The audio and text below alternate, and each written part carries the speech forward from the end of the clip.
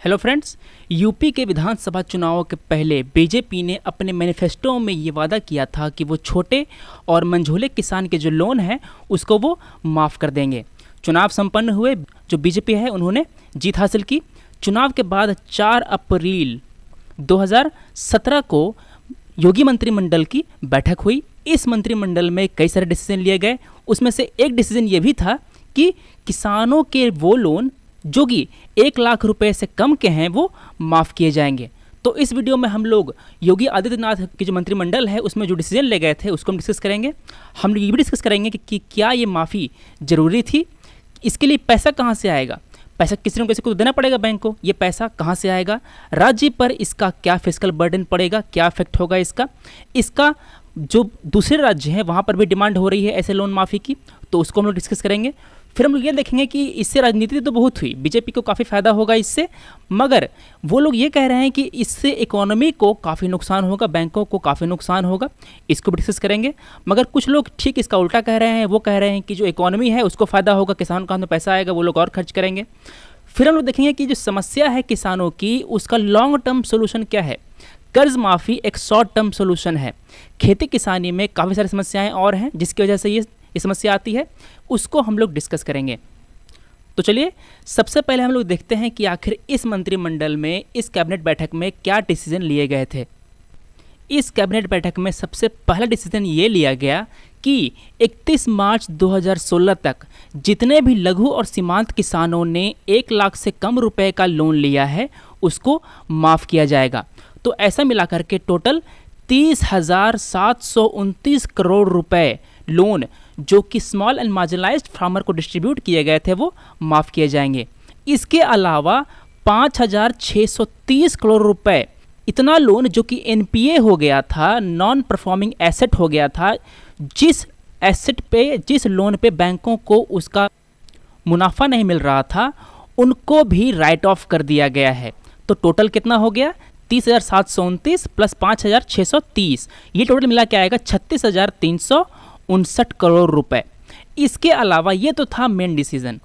इसके अलावा जो गेहूं किसान हैं उनको फ़ायदा पहुंचाने के लिए सरकार ने 5,000 नए आउटलेट खोलने की घोषणा की जो कि वीट को प्रोक्योर करेंगे किसानों से। इससे करीब 80.25 टन का प्रोक्योरमेंट किया जाएगा। फ़ायदा क्या होगा, देखिए होता क्या है कि सरकार एक वीट आउटलेट खोलती है, एक परचेस आउटलेट खोलती है जहां पर किसानों को जाकर के अपना अनाज बेचना होता है सरकार को। मगर इस आउटलेट के ना होने की वजह से किसान और इस आउटलेट के बीच में आ जाते हैं बिचौलिए, मिडिलमैन। ये जो मिडिलमैन है वो सरकारों से खरीदते हैं अनाज और इस अनाज को जाकर के वो खुद इस आउटलेट में बेचते हैं।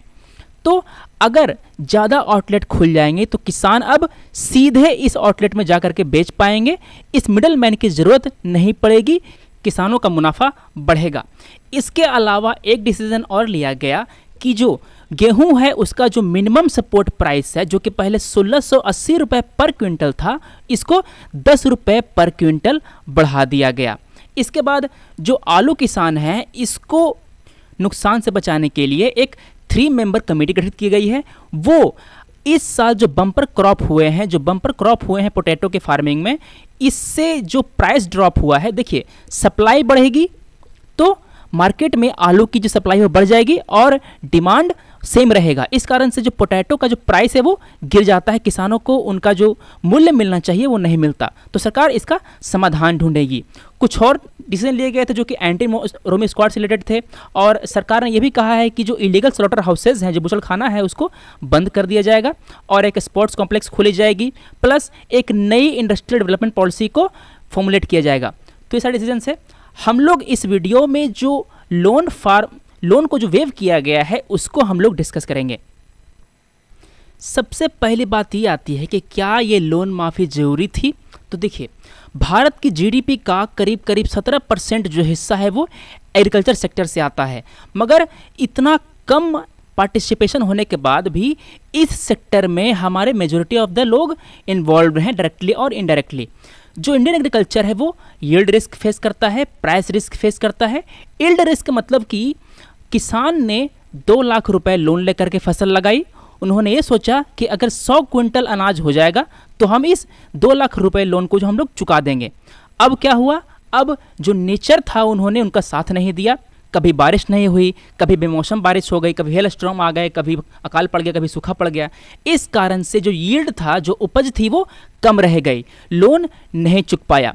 दूसरी है प्राइस रिस्क।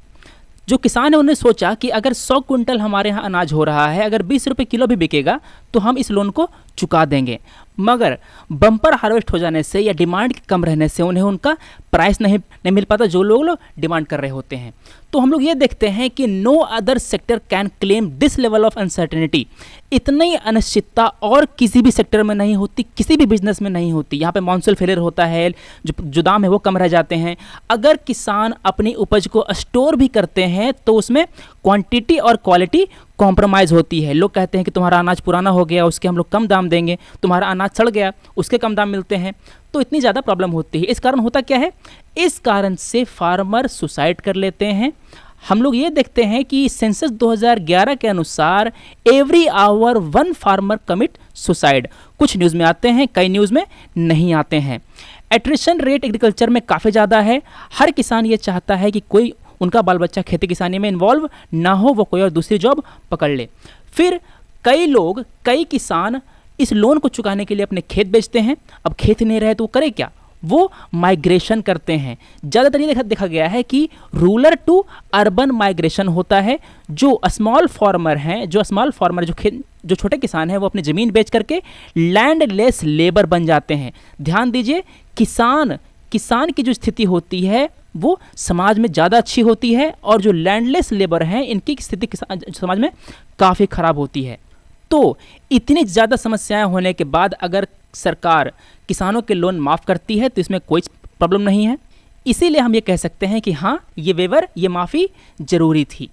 अब बात ये आती है कि लोन देना था, लोन का पैसा चुकाना था किसानों को, सरकार ने लोन माफ़ कर दिया। अब जो बैंक है उन्हें तो पैसा चाहिए, अब वो पैसा कौन देगा, किसान तो देंगे नहीं, देना पड़ेगा सरकार को। अब सरकार को पैसा देना है तो सरकारी खजाने पे इसका दबाव पड़ेगा। ये पैसा कहाँ से आएगा, सरकार पैसा कहाँ से लाएगी। सरकार ने टोटल 36,359 करोड़ रुपए का लोन माफ़ किया है। इतना पैसा जुगाड़ने के लिए आदित्यनाथ कैबिनेट ने ये डिसाइड किया है कि वो किसान राहत बॉन्ड को लॉन्च करेंगे। जनता इन्हें खरीदेगी, लोग बॉन्ड खरीदेंगे, सरकार को पैसा मिलेगा, सरकार इस बॉन्ड पे इंटरेस्ट देगी। अब समस्या ये आती है कि जो यूपी है वो देश का सेकंड मोस्ट इंडेप्टेड स्टेट है, सेकंड मोस्ट कर्जग्रस्त स्टेट है। इस पे पहले से ही 3,27,470 करोड़ रुपए का कर्ज है। क्या वो इतना कर्ज और सह पाएगी? दूसरी बात यह है कि इतना पैसा सरकार एक साल में, एक फाइनेंशियल ईयर में तो नहीं जुगाड़ पाएगी, तो इसका बैंकों पर भी प्रभाव पड़ेगा। दूसरी बात ये, अगर सरकार को रेवेन्यू होती है तो सरकार इतना पैसा जुगाड़ सकती है, मगर सरकार ने स्लॉटर हाउसेस को भी बैन करने जा रही है, तो इससे जो पहले आमदनी होती थी वो भी अब कम हो जाएगी, सरकार की रेवेन्यू कम होगी और इस पे जो एक्सपेंडिचर है वो बढ़ता जा रहा है, तो हमारी जो स्टेट की इकोनॉमी है उस पर बुरा प्रभाव पड़ेगा। ये तो था सरकारी खजाने पे प्रभाव। अब हम लोग डिस्कस करेंगे कि इसका पॉलिटिक्स पे और इकोनॉमिक्स पे क्या प्रभाव पड़ेगा।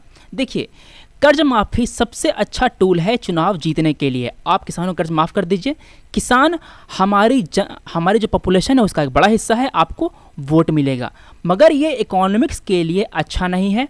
और जो राज्य हैं वहाँ पर भी डिमांड हो रही है कि वहाँ पर भी ऐसे पैकेजेस दिए जाएं, ऐसे लोन माफ़ी दी जाए। ऐसे जो डिमांड है वो पंजाब में हो रहे हैं, महाराष्ट्र में हो रहे हैं और तमिलनाडु में हो रहे हैं।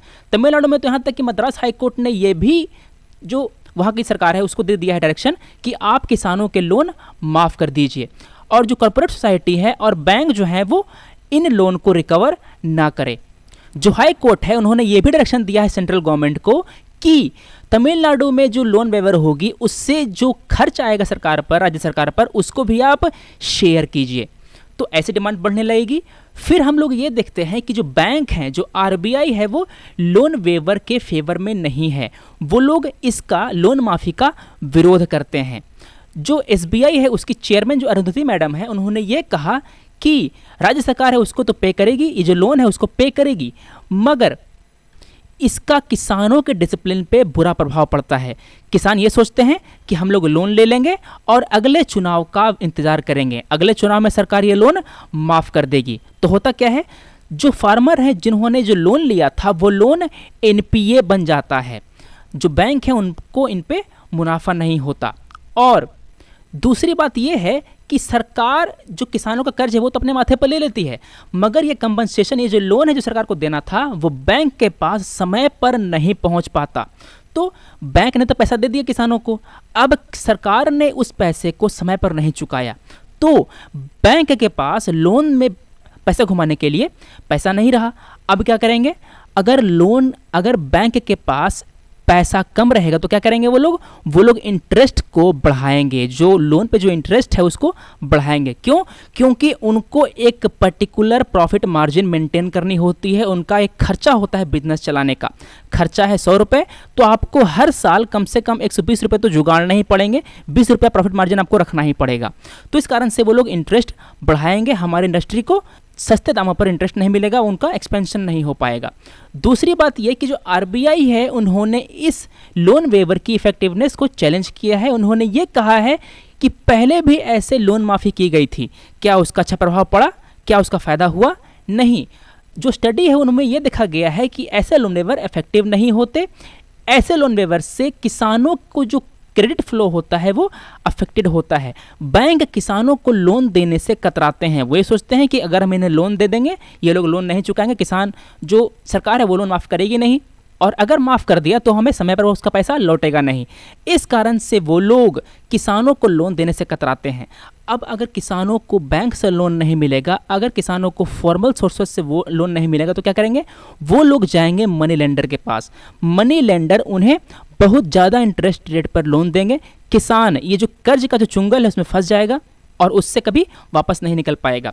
दूसरी बात ये कही जाती है कि टैक्स पेयर ने जो पैसे दे रखे हैं सरकार को, जो टैक्स देते हैं सरकार, उसका ये दुरुपयोग है, इसको वो फ्री में किसानों को क्यों बांटें, ऐसे क्वेश्चन किए जाते हैं सरकार से।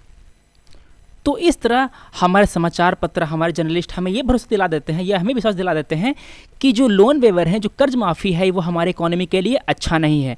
मगर ऐसा पूरी तरह नहीं है। आप ये देखिए कि अगर किसान का हम लोग लोन माफ़ करेंगे तो क्या होगा, किसानों के हाथ में पैसा आएगा, किसानों की जो परचेजिंग पावर है वो बढ़ेगी। अब किसानों की परचेजिंग पावर अगर बढ़ती है तो वो लोग और ज़्यादा खरीदारी करेंगे, मार्केट में डिमांड बढ़ेगी। अगर मार्केट में डिमांड बढ़ रही है तो क्या होगा, गुड्स की जो सप्लाई है वो बढ़ानी पड़ेगी, इंडस्ट्री को गुड्स की सप्लाई बढ़ानी पड़ेगी। सप्लाई कैसे बढ़ेगी, उन्हें अपनी इंडस्ट्री को एक्सपैंड करना पड़ेगा। एक्सपैंड करेंगे तो ज़्यादा जॉब क्रिएट होंगे, लोगों को रोज़गार मिलेगा और एक पूरा सर्किल पैदा होगा, हमारी इकोनॉमी में इकोनॉमिक एक्टिविटी बढ़ेगी। इससे हमारा जो इकोनॉमी है उसका ग्रोथ रेट बढ़ेगा, जीडीपी का ग्रोथ रेट बढ़ेगा। इस कारण से हम लोग ये भी कह सकते हैं कि जो लोन वेवर है वो एक गुड इकोनॉमिक्स भी है और गुड पॉलिटिक्स भी है। पर समस्या तब आती है जब लोन माफ़ी को एक सोल्यूशन के रूप में ले लिया जाता है। ध्यान दीजिए, खेती किसानी में जो भी समस्याएं हैं उसका ये लॉन्ग टर्म सोल्यूशन नहीं है, इसका ये केवल शॉर्ट टर्म सोल्यूशन है। खेती में जो भी इश्यूज़ हैं उसको रिजॉल्व करने के लिए पहले हमें ये समझना होगा कि ये जो लोन है वो एनपीए में कन्वर्ट क्यों होते हैं। किसान आखिर लोन क्यों नहीं पे कर पाते, क्योंकि उनकी प्रॉफिटेबिलिटी अच्छी नहीं होती, उन्हें जो मुनाफा होता है वो पूरा नहीं होता। तो हमें करना क्या है, हमें जो यील्ड है, जो प्रोडक्शन है उसको बढ़ाना है। जो मौसम की जो अनिश्चितता है उससे लड़ने के लिए हमें कुछ समाधान करने होंगे। फिर हमें यह भी इंश्योर करना होगा कि किसानों को उनके प्रोड्यूस पर बेटर प्राइस मिले, जो जिस प्राइस का वो हकदार हैं उन्हें वो मिले। तो हम लोग बारी बारी से इनको देखेंगे। यील्ड कैसे बढ़ेगी, यील्ड तब बढ़ेगी जब हम वहाँ पे खाद डालेंगे, जब हम वहाँ पे अच्छे जो बीज हैं वो डालेंगे, जब हम वहाँ पे उन्हें अच्छी मशीन्स हैं वो प्रोवाइड कराएंगे। तो खाद, बीज और मशीन कैसे आएगा, जब उन्हें सस्ते दामों पर लोन मिलेगा। सस्ते दामों पर फॉर्मल लोन मिलेगा, इनफॉर्मल नहीं। फॉर्मल होता है बैंकिंग वगैरह और इनफॉर्मल होता है जो मनी लेंडर्स वगैरह हैं वो। आरबीआई ने यह कहा था कि सरकार ने शॉर्ट टर्म लोन जो है उनको सस्ता कर दिया है, मगर जो लॉन्ग टर्म लोन हैं किसानों को जो दिए जाते हैं वो सस्ते नहीं हैं। तो अगर सरकार इन लॉन्ग टर्म लोन को सस्ते कर दें तो जो किसान है वो इन लोन को लेकर के नई नई मशीनें खरीद पाएंगे। अगर वो नई मशीनें खरीदेंगे, इन मशीनों को अपने खेतों में इस्तेमाल करेंगे, तो वहाँ पे प्रोडक्टिविटी बढ़ेगी तो उन्हें मुनाफा बढ़िया मिलेगा। अगर हमें मौसम से लड़ना है तो क्या करना पड़ेगा? सरकार ने कुछ महीनों पहले प्रधानमंत्री फसल बीमा योजना लॉन्च की थी। ये किसानों को क्रॉप इंश्योरेंस प्रोवाइड करता है। अगर मौसम की वजह से किसानों का फसल नुकसान होता है तो सरकार उसकी भरपाई पर करेगी, जो इंश्योरेंस कंपनी है वो उसकी भरपाई करेगी। अब बात आती है बेटर प्राइस की। आप कहेंगे कि अगर प्रोडक्शन अच्छा होता है तो क्या होगा? सप्लाई बढ़ जाएगी, डिमांड तो वही है, तो क्या होगा? दाम घट जाएंगे। बेटर प्राइस कब मिलेगा? बेटर प्राइस तब मिलेगा जब किसानों के पास उस फसल को स्टोर करने के लिए अच्छे स्टोरेज हो, उनके पास कुछ वेयर हाउसेज हों। एक किसान के पास तो ये होगा नहीं, क्योंकि इसे बनाना बहुत महंगा होता है। ये सरकार ही प्रोवाइड कर सकती है या इसे कोई प्राइवेट प्लेयर, जो बड़े प्राइवेट प्लेयर हैं, वही प्रोवाइड कर सकते हैं। दूसरी बात, प्रोडक्शन बढ़ाने के लिए हमें इरिगेशन पे ध्यान देना पड़ेगा। जो सिंचाई के साधन है उनको हमें बढ़ाना पड़ेगा, वाटर कंजर्वेशन पे ध्यान देना पड़ेगा। देखिए, सिंचाई के जो साधन है वहाँ पर हम लोग अभी फ्लड इरिगेशन का इस्तेमाल कर रहे हैं। फ्लड इरिगेशन का मतलब ये कि जो पानी है वो खेतों में लगातार जाता रहता है, बस हम लोग क्यारी बना देते हैं और पूरे खेत में पानी जाती रहती है। इसके दो और साधन हैं। पहला होता है स्प्रिंकलर और दूसरी होती है ड्रिप इरिगेशन। इसको हम लोग कहते हैं माइक्रो इरिगेशन सिस्टम। यहाँ पे पानी का इस्तेमाल काफ़ी कम होता है और यहाँ पे वाटर कंजर्व होती है। पानी कम खपत होगी, बिजली कम खपत होगी। अब बिजली कम खपत होगी तो जो लागत लग रही है खेती किसानी में वो कम होगा। अगर लागत कम लगेगी तो जो प्रॉफिट, जो मुनाफा है वो बढ़ेगा। एक बात और, मैंने कहा कि वहाँ पे किसानों को क्रेडिट अवेलेबल करानी होगी। बैंक इसमें एक बड़ा योगदान कर सकते हैं, मगर जो छोटे सेल्फ हेल्प ग्रुप्स हैं वो भी इसमें बहुत बड़ा रोल प्ले कर सकते हैं। सेल्फ हेल्प ग्रुप करते क्या हैं? किसी गांव में 8-10 किसान मिलकर के एक ग्रुप बना लेते हैं। कुछ पैसा देता है ये, कुछ पैसा देता है ये, कुछ पैसा देता है ये। मान लेते हैं कि 4 लोगों ने मिलकर एक ग्रुप बनाया, सब ने अपने औकात के हिसाब से पैसे मिला करके एक फंड बनाया। अब जिस किसान को फंड की जरूरत होगी, इस फंड में से वो किसान कुछ पैसे निकाल लेगा और अपनी ज़रूरतों को पूरा करेगा। तो इस तरह से फॉर्मल सेक्टर में बैंक और सेल्फ हेल्प ग्रुप दोनों मिलकर के क्रेडिट की समस्या से निपल सकते हैं। ये है हमारा लॉन्ग टर्म सोल्यूशन। इस सोल्यूशन को अगर हम अपनाएंगे तो हमें ये जो लोन माफ़ी का जो इशू है इसको हमको अपनाना नहीं पड़ेगा, हमको इसकी ज़रूरत ही नहीं पड़ेगी। तो ये है हमारा सोल्यूशन। दोस्तों, अब हम आपको देंगे कुछ सवाल जिसका जवाब आपको हमारे कमेंट सेक्शन में देना है। सबसे पहला सवाल है, मिनिमम सपोर्ट प्राइस इसको कौन रिकमेंड करता है? एमएसपी को कौन अप्रूव करता है? रिकमेंड करने के बाद कोई तो अप्रूव करेगा ना उस एमएसपी को, कौन करता है आपको ये बताना है। तीसरा क्वेश्चन ये है कि अभी आरबीआई का गवर्नर कौन है? रिजर्व बैंक ऑफ इंडिया का अभी प्रेजेंट गवर्नर कौन है? चौथा question, agriculture income tax is assigned to a state government by finance commission, NDC, inter state council या भारत का संविधान। पांचवा क्वेश्चन, अभी मैंने आपको बताए थे माइक्रो इरिगेशन सिस्टम के एग्जाम्पल, आपको बताना है कि वो कौन कौन से सिस्टम है जो माइक्रो इरिगेशन कहलाते हैं। दोस्तों, इस वीडियो को आप तक लाने के लिए हम लोगों ने इन रिसोर्सेज का सहारा लिया। अगर आपको हमारे टॉपिक के बारे में और ज़्यादा जानकारी चाहिए तो आप इन लिंक्स पे जा सकते हैं। ये हमारे सोर्सेज हैं इन वीडियो के। अगर आपको लगता है कि हमें इसी तरह के वीडियोस और लाने चाहिए तो आप हमारे इस वीडियो को थम्स अप करें और अपने दोस्तों के साथ शेयर करें फेसबुक पे, व्हाट्सएप पे। हम लोग मिलते हैं अगले वीडियो में। Thanks for watching, take care.